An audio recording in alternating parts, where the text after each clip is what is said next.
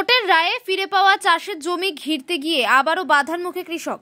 জানা যায়, ইংরেজবাজার ব্লকের কোতোয়ালি অঞ্চলের সুলতানপুর কুচলিপাড়া এলাকায় কিছু জায়গা বিক্রি করার পরেও ৫৮ শতক চাষের জমি ভীম মণ্ডলের নামেই রয়েছে। বাটুল রাউত, বিজয় রাউত, সনাতন গোস্বামী, সুনীল রায়, অমিত রাউত সহ এলাকার বেশ কিছু জমি মাফিয়া মা কালী মন্দিরকে সামনে রেখে জমি হাতানোর চেষ্টা করে বলে অভিযোগ। তারপর দীর্ঘ কয়েক বছর ধরে কোর্টে মামলা চলে, কিন্তু ভীম মণ্ডল ২০২৪ সালে মারা যাওয়ার পর জমি পুরোপুরি পরিবার থেকে বেহাত হয়ে যায়। অবশেষে মৃত ভীম মণ্ডলের স্ত্রী পুষ্প মণ্ডল এবং ছেলে সমীর মণ্ডল কোর্টে কয়েক বছর মামলা লড়াইয়ের পর সমস্ত ধরনের নথিপত্র যাচাইয়ের পর আদালত তাদের পক্ষে রায় দেয়। সেই রায়ে প্রায় ১ মাস আগে জায়গা দখল নিতে গিয়েও লাঠিসোঁটা ধারালো অস্ত্র দেখিয়ে তাদের প্রাণনাশের হুমকি দেওয়া হয়। চরম বাধার মুখে পড়তে হয় বলে অভিযোগ। তখনও দুপক্ষকে নথিপত্র নিয়ে থানাতে ডাকলে বিবাদীরা দেখা করেনি বলে অভিযোগ। সেই ঘটনা আদালতে তুলে ধরা হয়। আদালত আবারও ভীম মণ্ডলের পরিবারের দিকে রায় দেয় দ্রুত চাষের জমি বাউন্ডারি দিয়ে ঘেরার জন্য। সেই মোতাবেক সোমবার ভীম মণ্ডলের পরিবার আবার তাদের চাষের জমি মালদা আদালতের আইনজীবী সহযোগীর হাতে ঘিরতে গেলে অভিযুক্ত বাটুল রাউত এবং বিজয় রাউত তার পেছনে সে একইভাবে পরিবারের ওপর ধারালো অস্ত্র এবং লাঠি সোঁটা নিয়ে লেলিয়ে দেয় বলে অভিযোগ। দুই পক্ষের মধ্যে ঝগড়ার এলাকায় চরম উত্তেজনা সৃষ্টি হয়। খবর পেয়ে ঘটনাস্থলে পৌঁছায় ইংরেজবাজার থানার পুলিশ বাহিনী।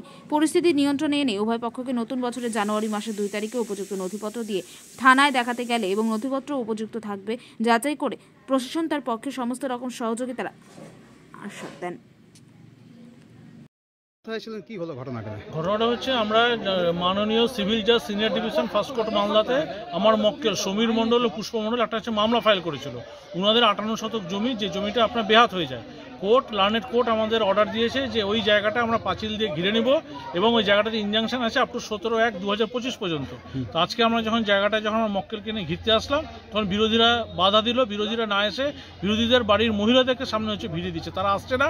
প্রশাসন থেকে পুলিশ এসেছিল, পুলিশ এসে দুপক্ষকে টাইম দিয়েছে ২ তারিখ ১১টার সময় যেতে হবে, ২রা জানুয়ারি ২০২৫। এর আগেও থানা থেকে ডাকা হয়েছিল, কিন্তু ওরা প্রশাসনকে কোনো কোঅপারেট করেনি। আমার একটাই বক্তব্য, প্রশাসন ব্যাপারটা যেন দেখে যে ২ তারিখ কোনো পক্ষ যদি হাজির যদি না হয়, তাহলে যেন আইনানুগ ব্যবস্থা গ্রহণ করা হয়। ডাকা হয়েছে যার যা পেপারস আছে সেই পেপারসটা থানাতে যাতে এসে যে যার পেপারস হচ্ছে শো হচ্ছে করবে।